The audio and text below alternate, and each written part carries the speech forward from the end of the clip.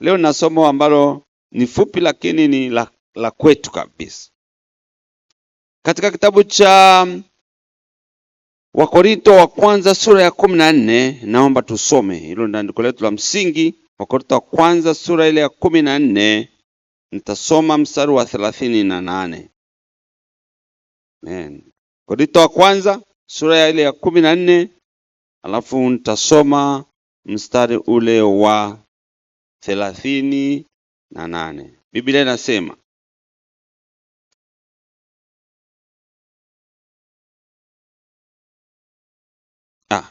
lakini mtu akiwa mjinga na awe mjinga. Biblia na yenyewe ikaishi hapo, yani mtu akiwa mjinga na awe mjinga. Na kusema Biblia ikakaa hivyo hivyo bila kufuata mkutaza au bila kutafuta mkutaza, unaweza kutukana watu. Biblia hapo inasema mtu akiwa mjinga na awe mjinga. Mtu ambaye hataki kufahamu na akae hivyo hivyo, utamfanyaje? Mistari iliyokuwa iko juu ilikuwa inafundisha kuhusu karama za Roho pamoja na kunena kwa lugha. Na mstari wa 39 ndio ujumbe wangu uko hapo. Kwa ajili ya hayo, ndugu, natakeni sana kutubu, wala msizuie kunena kwa lugha. Kwa hiyo neno langu leo ni msizuie kunena kwa lugha. Ujumbe wetu leo, msizuie kunena kwa lugha. Yule anayeamua kuwa mjinga katika masuala ya lugha aendelee kuwa mjinga, lakini sisi na wewe tusizuie kunena kwa lugha. Mstari wa 40 akaweka balance, sema lakini mambo yote na yatendeke kwa uzuri na kwa utaratibu. Muktadha wa Korinto walipokuwa wamejazwa Roho Mtakatifu, kulikuwa na dalili kwamba walitumia vibaya karama mbalimbali ikiwepo kunena kwa lugha. Na sisi kama watu wa Mungu tunaamini juu ya kunena kwa lugha, na huu ni msingi mmojawapo wa misingi ya mafundisho ya kanisa letu zuri la Tanzania Assemblies of God. Kwa hiyo kizazi kipya kinapokuja, ni lazima tudumu kwenye mafundisho sahihi ya neno la Mungu ambalo ndio tunayoamini. Je, haiwezekani kunena kwa lugha kwa utaratibu kama ambavyo andiko linavyosema? Andiko liko wazi kwamba msizuie kunena kwa lugha. Yaani tafuteni kutubu, maana alikuwa anasuluhisha tatizo la kwamba watu walikuwa wameacha zile kanuni za Biblia, wakawa na karama hizo, lakini wakasahau hiyo karama ya kunena kwa lugha ambayo ilikuwa inafanyika vurugu. Akaweka mpango kwamba ifanyike kwa utaratibu, na ndipo akawaelekeza swala la aina kuu mbili. Kuna kunena kwa lugha ambao sasa ndio andika hiyo aina kuu mbili za lugha. Kwanza, kunena kwa lugha kwa kama ishara ya ujazo wa Roho Mtakatifu. Kunena kwa lugha kama ishara ya ubatizo wa Roho Mtakatifu. Sehemu ya pili, aina ya pili ni kunena kwa lugha kama karama ya kutambua mambo ya kimungu. Kwa hiyo kama karama ya kunena kwa lugha mtu anapewa, akinena basi anakuwa na mtafsiri, maana yeye anaongea lugha ya mbinguni, sisi hatuisikii. Sasa naambiwa kama ndio umenena kwa lugha hiyo, basi toa tafsiri. Hii ya kwanza leo ndio ninazungumzia mimi, kunena kwa lugha kama ishara ya ubatizo wa Roho Mtakatifu. Na kwa nini kunena kwa lugha? Ni kwa vile jambo la kwanza kumetajwa katika Biblia, ni fundisho la msingi la Biblia. Na wengine wametupinga kwamba hii ni karama, lakini hii si karama kwa sababu waliambiwa wasubiri. Yaani sio karama ambayo sio karama maalum kwa ajili ya watu maalum. Ndio maana yake ni karama, lakini karama ya kanisa la Bwana. Ni karama ya kila mtu aliyeokoka, anayempokea Yesu kama Bwana na Mwokozi wa maisha yake. Si mnakumbuka katika Matendo ya Mitume sura 19, Paulo anatembelea waamini, wanafunzi waliokuwa wameamini huko Efeso. Kilichotokea ni kwamba anawauliza, mlimpokea Roho Mtakatifu mlipoamini? Kwa hiyo Paulo anafanya kitu kinachoitwa expectation, yani anatarajia kwamba mtu akishaokoka anajazwa Roho Mtakatifu na kunena kwa lugha.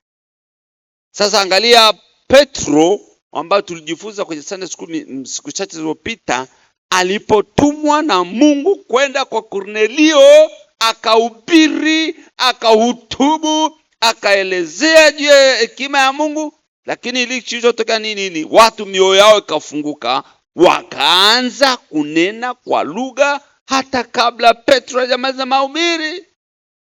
Na hicho kipengele ndio Petro amekitumia kuwaonyesha kanisa walipoenda kumwambia umeenda kwa wasiotahiriwa, akawaambia inawezekanaje sasa niache kuendelea kwa wakati Mungu ameshadhihirisha ile karama ambayo sisi wenyewe tulipewa siku ile ya Pentekoste, wenzetu wamepokea ghafla, kuonyesha ni kitu ambacho ni expected. Haleluya. Naomba nisikize polepole, kwa sababu kuna kipisi ambacho watu wengi hawataki, wanaona kama ni vurugu, kutoka tena na makamasi makanisani kama zamani, kulia na kujaa, yani inaonekana kama usasa sana umetuingia. Hasa tuko kwenye miaka 13 wa moto wa uamsho bila kunena kwa lugha. Kanisa kunena kwa lugha, na nitafundisha sababu ni zipi tutakuwa tumepunguza ile mkovu tunayotazamia katika hii miaka 13. Nina watu wanaonisikiliza waseme amen. Asante. Kwa hiyo hebu tuthibitishe sasa, kama mwalimu lazima nithibitishe fundisho limetajwa katika Biblia. Ni Isaya 28 mstari wa 11. 28:11 kuendelea mpaka 8. Isaya 11. Neno la Mungu linasema, la bali kwa midomo ya watu wageni, kwa midomo ya watu wageni na kwa lugha nyingine, atasema na watu hawa. Katika Agano la Kale ametabiri kwamba kuna lugha ngeni ambazo zitatumika katika kusema na watu hawa. Na mkumbuke siku ile Pentekoste Mungu alitumia lugha ambazo za wageni kusema na mkutano mkubwa ambao wote walitambua kwamba Mungu alikuwa pamoja nao. Katika habari za Yesu mwenyewe, jambo la pili, Yesu alitabiri. Yesu alielezea. Marko 16:17. Tuna maandiko mengi ya kutosha. Marko 16:17, hata tusiposema akaahidi kwamba mtanena kwa lugha mpya. 16:17. Kwa hiyo haina haja ya kusumbuka sana. Jambo la tatu, Matendo ya Mitume imejaa lugha. Andika hapo jambo la tatu. Si la kwanza, si Agano la Kale imetabiri. Kuna maandiko mengi ambayo hatuna muda kuyasoma, lakini utabiri upo.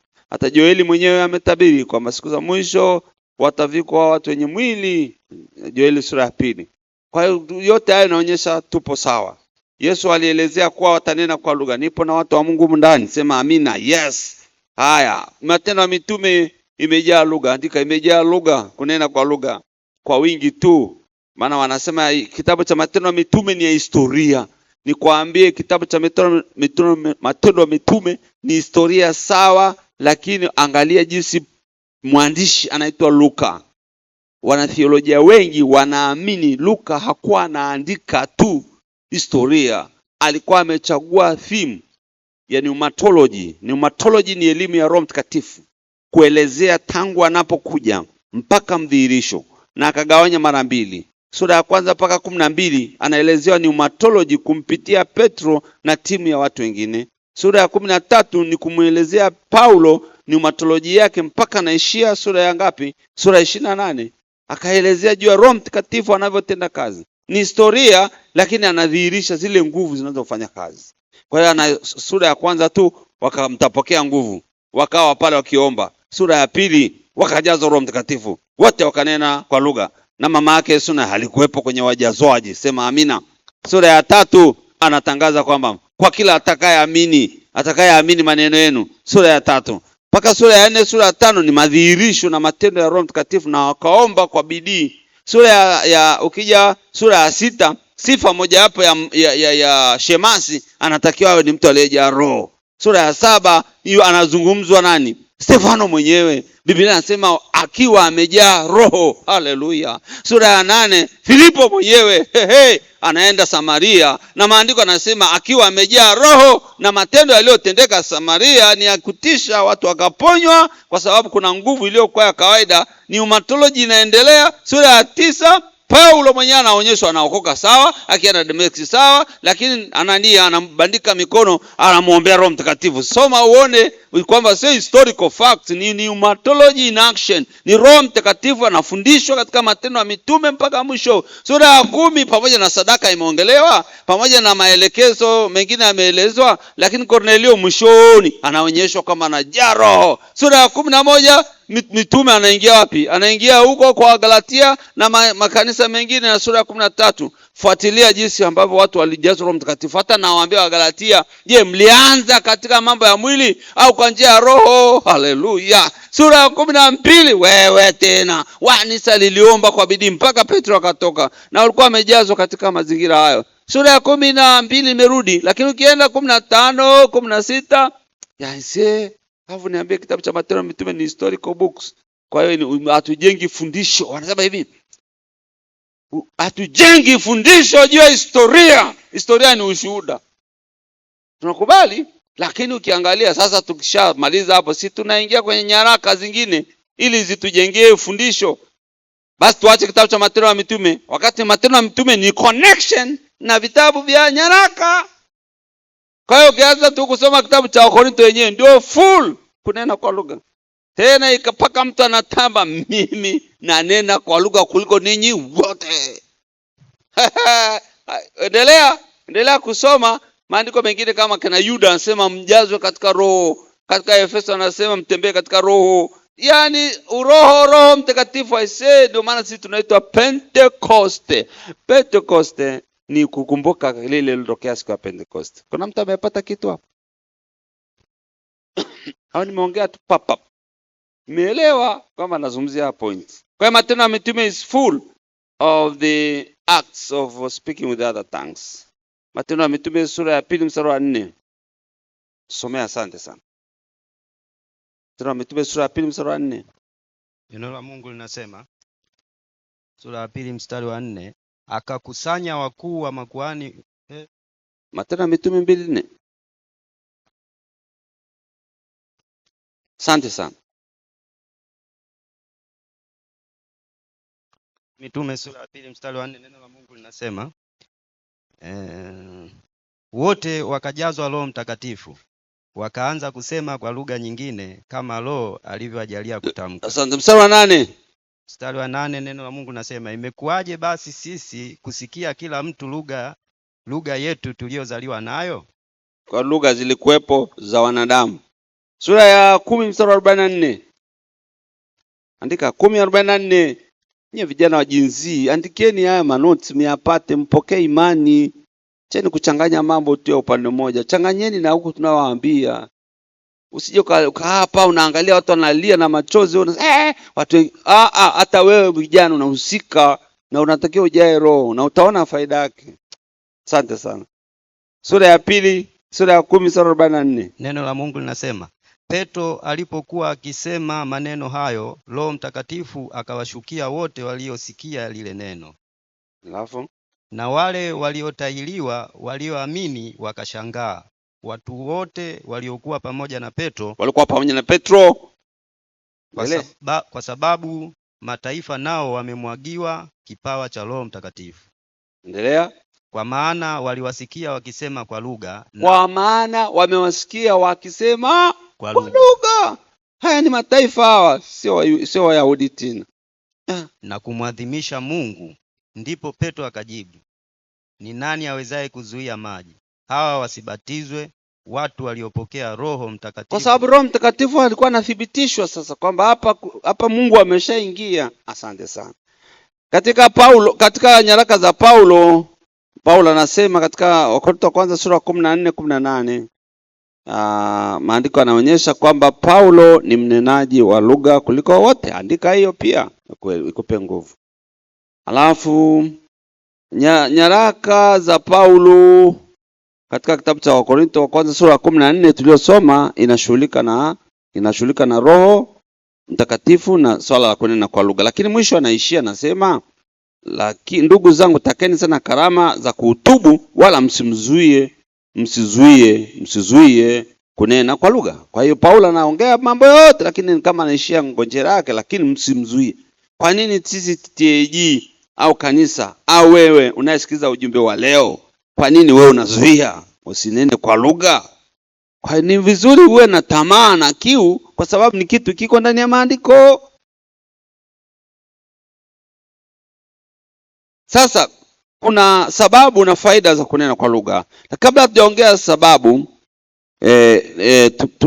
tuone tu kwamba ili swala limepuuzwa sana katika kizazi chetu, la nimetumika katika sehemu tatu. Kuna wapuuzaji, jambo la kwanza. Kuna wale wanaopuuza, makundi matatu kuhusu kunena kwa lugha. Sijui uko kwenye kundi gani wewe. Kundi la kwanza ni wale wanaopuuza. Hii ni usi. Tena wakati wa maombi watu wanapojazwa na kunena kwa lugha, yeye anafungua macho kuchukua video. Video vya macho, sio ya simu. Anaangalia. Watu wanatoa unacheka. Sehemu ya pili ni wale ambao wanatumia vibaya kunena kwa lugha, kama Wakorintho sura 14 wakawa wanatumia vibaya. Unaambia ombea chakula, unanena kwa lugha. Sasa tutakula chakula sikio na unanena kwa lugha mpaka makamasi yanakutoka. Chakula kinapoa na nzi wanazunguka. Hapo ni matumizi mabaya. Lakini pia kwenye public, maeneo ambayo watu hawaelewi. Hata hivyo tunafahamu sasa hivi kwa sababu tumenena sana public, hata wakina waigizaji wala wakina nani wale wameanza wanatuigiza. Yaani nimechukia kweli mtu kaka. Yeye anaigiza kwa sababu ya matumizi mabaya, ili kusudiwa kutumiwa kwenye maombi na kwenye makutaniko yale ya wana wa Mungu. Tukiwa kula wapagani tunazuia kunena kwa lugha kwa sababu hawaielewi. Sasa mtu anapewa nafasi ya kuomba kwenye mkutano wa hadhara mfano, au kwenye mkutano wa mheshimiwa, tunamuomba ndugu yetu mzee wa kanisa aombe. Anachukua mic na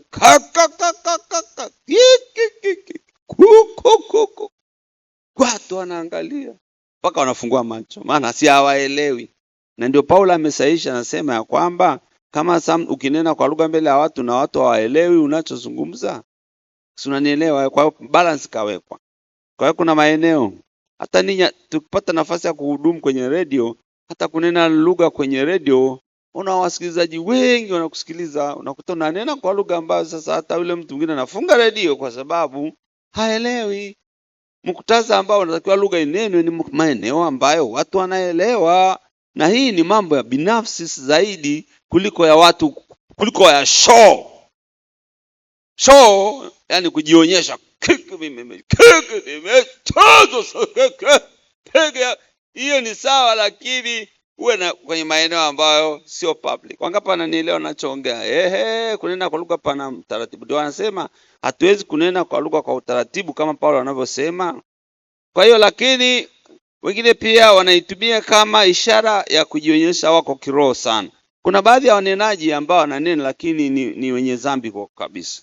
Kwa sababu kule kunena kwa lugha haikugarantii wokovu. Wokovu ni kitu kingine na kipawa hiki ni kitu kingine. Hiki kipawa tumepewa kwa ajili ya manufaa. Nafikiri tukifika mbinguni hakuna mtu atanena kwa lugha. Unene kwa lugha nini huko? Kule hamna. Tumepewa hii kwa sababu ina kazi yake, ina faida yake. Kwa tuone faida ya kwanza.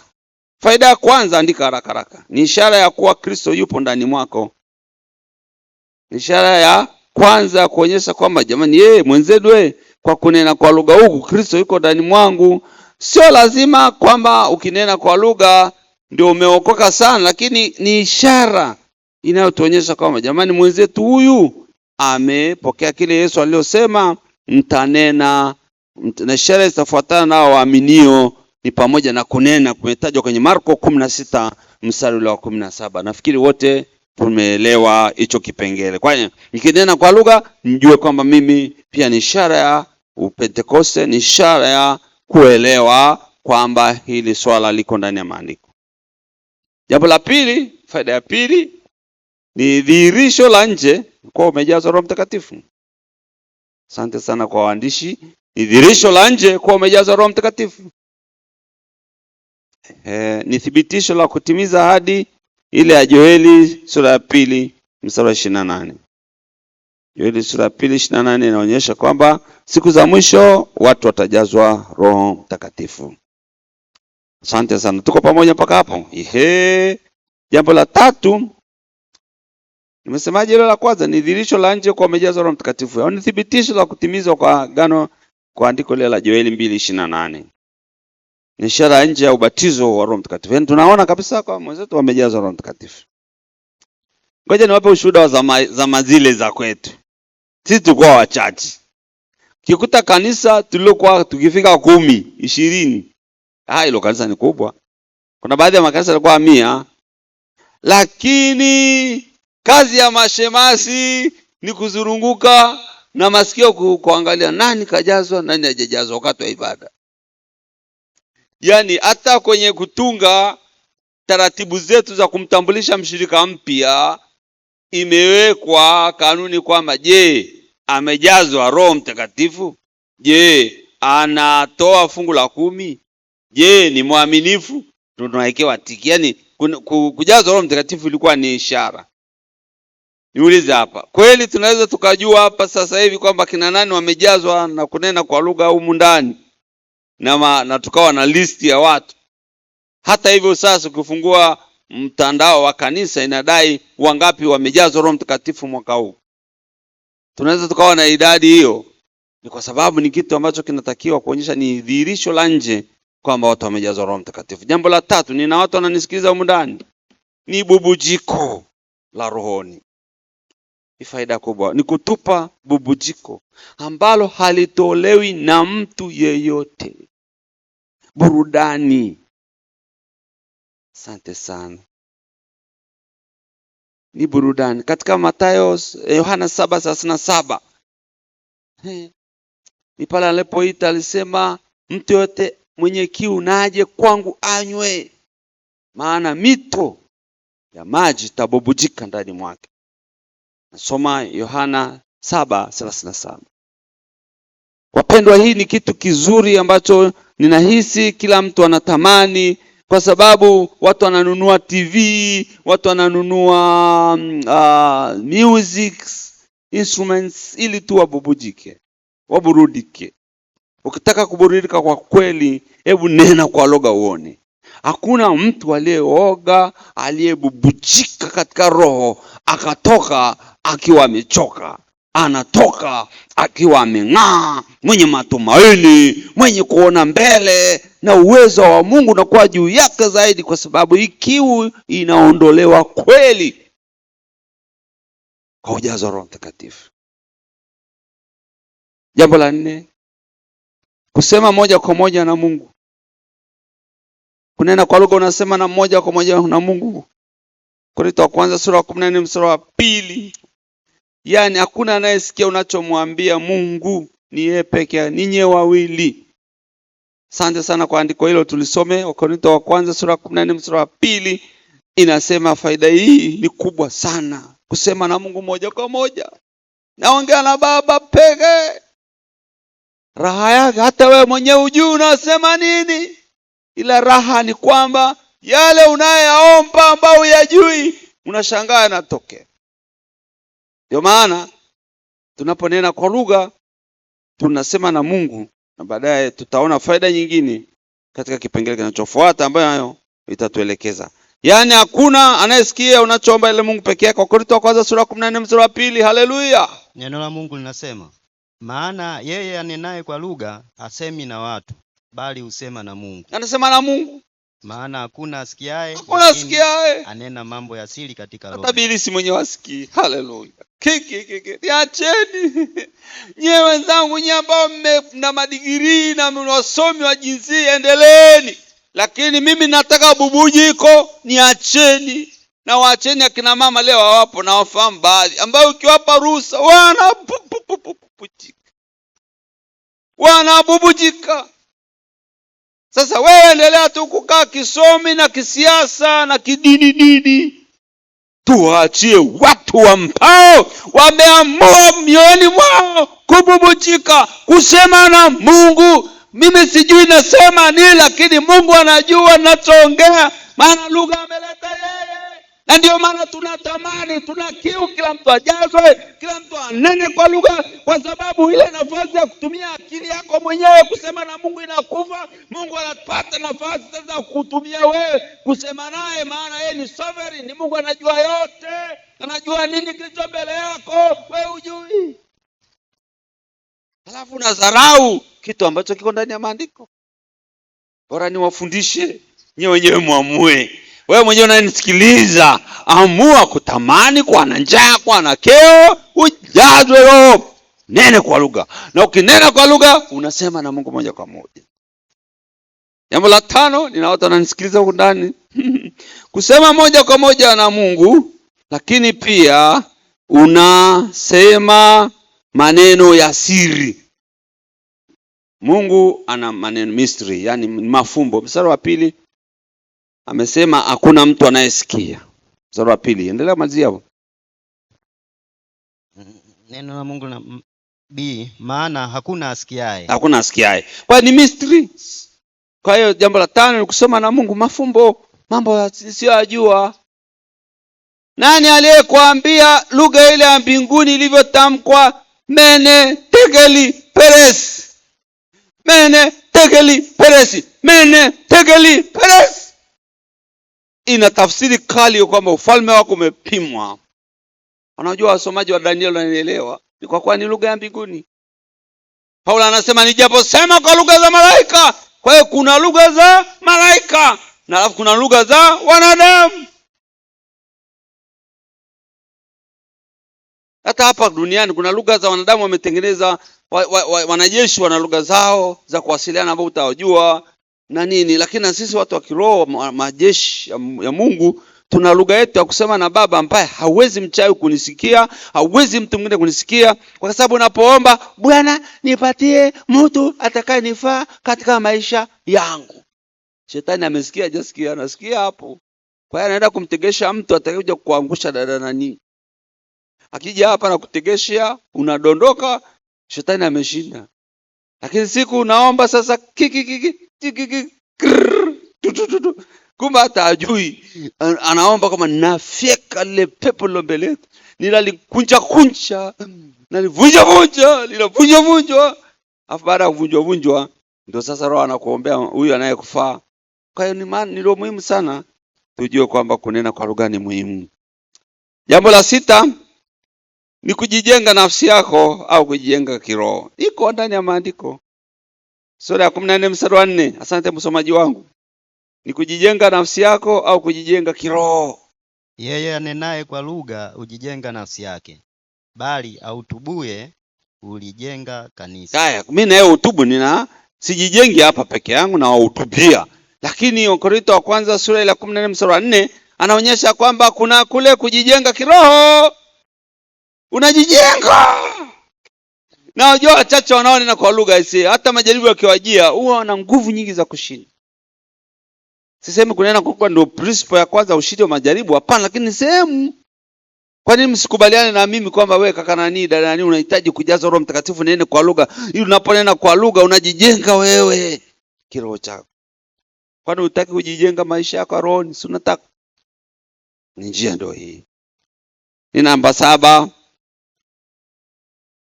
Kuwezesha kuomba sawa sawa na mapenzi ya Mungu. Utuwezesha kuomba sawa sawa na mapenzi ya Mungu. Tuwezesha kuomba sawa sawa na mapenzi ya Mungu. Amen. Hebu nizione diary zilizoko hapa. Hebu zinyanyueni juu. Diary mnazoandika. Asante sana, asante, nashukuru. Nashukuru. Wengine hawana, wanaandikia kwenye AI. Kama mnaweza kuandika kwenye AI, unajua ukitegesha simu yako pale itarekodi mambo haya yote kwa kilugha, lakini kwa sababu sio English bado AI hajajua Kiswahili. Kwa hiyo ni vizuri tuendelee kuandika. Wengine natumia simu, sina shida kutumia technology. Lakini vizuri kuandika. Na uanze kufundisha mtu mwingine afu ikusaidie baadaye unapenda kutafakari neno la Bwana. Mimi sihubiri kwa kwa kuchochea, kwa kuhemka kama mwinjilisti na kupa point. Kama nataka zifuate, usipotaka endelea. Sisi wengine tutaendelea kubarikiwa, na watu watakaosikia ujumbe huu leo na kuchukua hatua ya kutafuta watabarikiwa, kwa sababu ni neno la Bwana. Tunapata nini? Kuwezeshwa kuomba sawasawa na mapenzi ya Mungu, tena kwa muda mrefu. Andika tena kwa muda mrefu. Warumi 8:26-27, maandiko yanaonyesha kwamba kadhalika Roho hutuombea kwa kuugua kusikoweza kutamkika. Roho anatuombea. Wewe hujui mapenzi ya Mungu ni nini, wewe unaomba sijui Bwana nisaidie, bariki nipate chakula cha jioni. Wewe unahitaji chakula cha jioni, kuna nguvu nyingi unahitaji kulindwa na kadhalika. Namba 9, nina watu wananisikiliza ndani waseme amen, haleluya. Namba 9 ni fursa ya kuchochea imani. Fursa ya kuchochea imani kibiblia. Ukinena kwa lugha, kuna namna imani yako ukua na kuona vipingamizi kwamba havina nguvu. Maandiko yanaeleza katika Yuda 1:20, mkiomba katika roho. Kuomba katika roho ni kunena kwa lugha ambako imetamkwa pale. Asante sana. Kwa hiyo tunanena kwa lugha kweli kweli kwa sababu iko ndani ya maandiko. Jambo la 10 ni namna kumtukuza Mungu. Asante sana. Praise team anatuongoza, lakini inapofikia wanapotuachia tunanena kwa lugha, ni nafasi na sisi ya kutumia maneno kwa kutukuza Mungu. Hata hivyo tunaambiwa kuna wakati unaimba katika roho. Wimba ule unaimba wewe unanena kwa lugha kuweka twini yote, lakini ndani yake unanena kwa lugha kwa kuimba, ni kwa kumtukuza Mungu. Tumesomewa pale kwenye Matendo ya Mitume sura ile ya 10 mstari wa 46, waliposikika wakinena kwa lugha wakimtukuza Mungu. Neno kumtukuza Mungu liko pale. Na hata katika Matendo ya Mitume 2 tuliyosoma pale anasema waliwasikia wakimtukuza Mungu kwa lugha zetu. Kwa hiyo Roho Mtakatifu ni nafasi ya kumtukuza Mungu. Haleluya. Haleluya. Nasema tena haleluya. Nasema vijana haleluya. Raha yake nina watu ambao wamejazwa huko ndani na wananena, wasema pastor hapa kwa kweli endelea koleza, maana mjua rafiki yangu kushoto kwangu nikimwangalia kiomba natamani naye angejazwa kama mimi, lakini sasa sina uwezo. Kila mtu anatamani. Yaani hata ukiwaona hapa mbele unashangaa wanapoimba, wanafikia mahali pa kububujika. Hata wenye picha ukienda kuangalia, raha ya kanisa letu waise, watu wanatamani kububujika mbele za Bwana. Mpaka picha zinatoka hivi unasema, ni GCC, kwa sababu watu wanapata mafundisho sahihi. Wanakaa hapa kama umenyeshwa na mvua, unakuja nyumbani mwa Bwana umechoka. Usiletee uchovu wako hapa, mpelekee Mungu akumwagie baraka, utoke kwa umenyoka. Usikubali kuishi maisha kame utarudi zambini, unafanya zambi.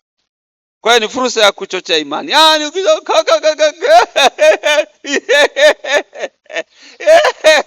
alafu nije nyumbani kuta hamna chakula. Yaani naona chakula kimeshakuja tayari. Yaani imani inachochewa kwa sababu uko uweponi mwa Bwana.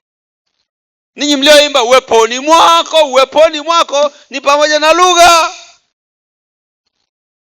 Mchungaji wasemaje? Sizungumzi leo ujazo wa Roho Mtakatifu, ni kwamba msizuie kunena kwa lugha. Alafu nyewe mliojaza mnanena kisomi, mnanena kiroho. Umeona mtu ananena na kimoyo kiroho. Changamka, fungua mdomo kama wenzetu walivyonena wakasikika wakitukuza Mungu. Jambo la 11 na la mwisho la 12. Ni kupokea hekima ya kiungu inayotolewa na Roho Mtakatifu. Kuna hekima unapata unapokuwa umenena, yani ukitoka hata kama jambo ni gumu, nashangaa unapata hewa ya maneno ya kusema. Kuna siku moja kwenye kikao fulani tulikuwa na shida, ilibidi nitoke nikielekea chooni, nikanena. Niliporudi ndani nikashangaa nimepewa mawazo mazuri niliyotoa yakaleta uponyaji kwenye kikao kile. Kwa hiyo kwenye nikikwama na nena tu, hata sijui naomba nini, manena tu. Nena, afu Mungu amenijalia naweza kunena lugha 2-3, unasikiaga zinabadilika na piga tu, mimi sijui. Nimekuta kwenye maandiko, nimekuta wazee wetu wamenifundisha, wakaniombea nikajazwa, naendelea. Kama ni dini zingine ziko zile dini ambazo hazitaki mambo haya. Kama naona nataka kwenda, nenda kwenye hiyo dini ukakae kwa utulivu. Hapa ni Bonke alilinganisha makanisa yetu kwamba ni kama maternity ward, mahali wanawake wanapojifungulia, wazazi wanapojifungulia watoto. Kelele za mtoto, kelele za mama, kelele za nesi. Nasikia na manesi na wanakuaga vichao, wanaongea tu, wanakutukana tu, lakini twende ni vurugu. Haya makanisa mengine ambayo hawaneni kwa lugha yamelinganishwa na makaburini. Makaburini watu wote wamenyamaza kimya. Niliangalia hata kwenye wanapokuwa wakubwa, kwenye misiba hii mikubwa, unakuta wanakaa kimya. Sisi ndio tunapata nguvu ya kusema. Kumbuka alifariki jenerali mwenzetu hapa alikuwa, unakumbuka, walikaja wakubwa siku hiyo, Alex na mimi ndio tukawa ndio wasemaji, wanakaa kimya. Wakataka kutupeleka mchaka, tukasema lazima ibada zote zifanyike. Wanatukimbiza mchaka hapa, sisi hatuoni mchaka tulazimishwe. Tulileta mwili tukahubiri hapa, tulipomaliza ndio tukaenda. Wakawa wamekimbia, nendeni mkangoje huko. Lakini maana muda wetu waliotupangia wametupangia muda mdogo, na wanajua sisi ndio wenye ibada, kwa sababu ibada ni kitu kinachojulikana. Angapo ndio anachoongea kwa sababu ya ile nguvu. Kwa hiyo kwenye cemetery, mahali pa kuzika, watu wamekaa kimya. Kwa jina tu la Baba na Mwana na Roho Mtakatifu, turumurumie, si ufanye nini. Ukipiga kelele pale, useme kaka keke, utakamatwa. Sio mahali pake. Lakini ukija ibadani, tukikusikia kaka kiki tunaunganisha, sema endelea. Na kila Danford, Mungu awabariki, wanapiga kazi, wanatuingizaga, endelea. Hawana haraka kwenye hicho kipengele, kwa sababu wanajua mahangaiko yao yote ya kuruka, geuka, shuka, panda, ruka, ni kutufikisha mahali ambao kila mmoja atakutana na mguso wa Mungu. Na mguso wa Mungu ni pale Roho Mungu anaposhuka ndani ya mtu, na hapo Roho Mungu anaposhuka unanena kwa lugha, mizigo inaisha. Hata kabla hujaombewa, mizigo inapungua, imani inaongezeka, dhambi zinainuka, kwa sababu ile nguvu kubwa inayotokana na Roho Mtakatifu. Tuache sisi tunene. Nashukuru kwamba kuna mtasema mchungaji, kwa kweli na mimi naomba, umenishtua. Ninakushtua ili waanze nawe kutafuta ujazo wa Roho Mtakatifu. Usiniangalie hapa, mimi nimesoma. Umesoma wapi kuliko watu wengine? Mimi naona siwezi kutoka na machozi. Mimi sina karama hiyo. Tafuta uone kama ujazo. Watu wametafuta, na nikitoa nafasi ya kushuhudia, hebu shuhudieni mlivyojazwa. Ungesema ni waliponiita tu, niliponyanyua mikono tayari nikaanza kunena. Hata si nanena nini. Paka leo ukininyang'anya unenaji, nitakuwa sina nguvu. Na siku inapita, hujanena kwa lugha. Wewe nani wewe? Waangalie. Sasa tunasikiliza simu tu, unakaa na masimu haya, na ya masimu ya Mungu tu atusaidie. Yaani kwa nachukua sehemu kubwa, alafu hata huko watufundishi sana. Unanena tu, unaangalia. Lakini unaweza uzuri kunena, kwa unaweza kunena hata wakati unasoma mesiago. Unamaliza, unarudishia tena, unaendelea yaani raha yake ndio hiyo. Ili wapenda, mimi nimemaliza. Nataka mwanze kunena sasa. Nimemaliza. Mchungaji, utafundisha namna ya kupokea. Unafikiri hata ina kufundishwa? Haina cause. Ukifundisha sasa utafundishaje? Nina wahubiri 4 na wafahamu. Niwaelezee 3. Mmoja ni marehemu askofu wetu anaitwa Emmanuel Lazaro. Wangapi waliwahi kusikia Emmanuel Lazaro? Ni marehemu sasa, mmewahi kusikia. Ukienda kwenye mkutano wake wa mwisho, anaombea watu Roho Mtakatifu. Lakini hana formula yake. Mara nyingi ni kwamba anaita watu, anawakemea kwa jina la Yesu nena, kwa jina la Yesu nena, anakemea, lakini watu wanajazwa. Kaja marehemu mwingine anaitwa Bonke. 1987 nilikuja nikiwa tu kijana mdogo, nililala Muhimbili kwa rafiki yangu mmoja, alikuwa anasoma, alikuwa na ghetto lake, tukalala pale, tukaenda kwenye mkutano wake. Siku ile ya mwisho ya Alhamisi ilibidi kwanza aondolewe nchini. Hajamaliza Jumapili wakati wa Rais Mwinyi. Mkutano ulikatishwa ghafla kwa sababu Muhimbili ilikuwa inabeba watu kushusha Jangwani. Ile sasa hivi Jangwani wameshatunyang'anya. nikawepo pale. Mwaka uliofuata akapata nafasi akaja sasa, ikafika mpaka Jumapili anaenda sasa, nasema we are going to shout a great hallelujah and the Holy Spirit will come upon you. Ndivyo anavyoongea, na kulikuwa na mtafsiri wake anaitwa Ng'andu, Reverend Ng'andu. Sana Ingereza. Are you ready? Sio kwa jina la Yesu tena, ni watu waseme tu great hallelujah. Are you ready? Na mko tayari? Sasa uwanja umejaa Waislamu, umejaa makanisa, umejaa Wapente wote. Alafu anasema sasa 1 2 3, akapiga. Mimi mwenyewe kwa macho yangu nikafungua macho nione, maana ni kituko kuombea Roho Mtakatifu uwanjani, wote tupo. Kweli naangalia hivyo amejazwa, naangalia ule amejazwa. Nikasema hii kanuni gani? Nikasema kuanzia leo mimi sitafuata kanuni yote, Mungu wenyewe ajue jinsi atakavyojaza watu wake.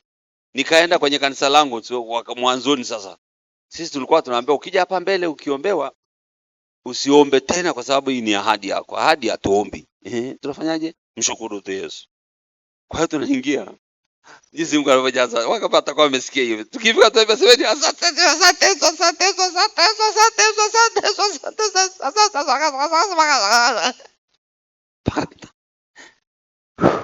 Sema siku mnanielewa. Mtu anasema in the name of Jesus, mwingine anasema great hallelujah, mwingine anasema asante Yesu. Mimi nafikiri Mungu hana formula. Formula ni moyo wako. Formula ni kuwa tayari. Formula ni moyo wako kufungua na kuwa na kiu. Yeye ameahidi, na Baba akiahidi sio mwanadamu aseme uongo. Atajaza Roho Mtakatifu, na vijana wenu watatabiri, na wazee wataona maono. Ndivyo inavyoeleza. Maono ni kwa wazee, wamepewa kuota ndoto. Maono kwa vijana, kwa sababu katika mazingira hayo maandiko yako wazi. Nao walipokuwa wakihubiri, Roho akaja wakanena kwa lugha. Alipokuwa wakihubiri, naye Roho akaja wakanena kwa lugha. Natamani Roho Mtakatifu ashuke. Praise team, sambaza, shikeni mic. Njoni wote hapa mbele, jazeni Roho. Yule aliyejazwa mzimzuie Roho. Nena kwa lugha kuanzia sasa. Jinsi ya kupokea, uwe na kiu, uwe na njaa, uwe na hamu. Nenda kwa lugha leo Baba. Naomba wajaze vijana wa kike na wa kiume leo, kwa sababu ni ahadi yako. Hana upendeleo. Akisema amesema. Akisema Baba atajaza. Hailipiwi hata sumni, haitolei hata sadaka ili ujaze.